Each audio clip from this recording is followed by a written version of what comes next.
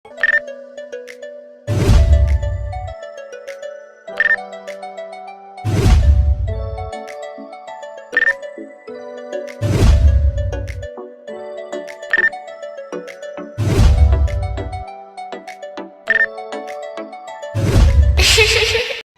দেশে রামধনু এঁকে মীরা কবিতা লেখে, চলো না এই দেশেতে কেউ খুঁজে পাবে না। কথার গুঞ্জন শুনবো দুজন, কেউ পাবে না।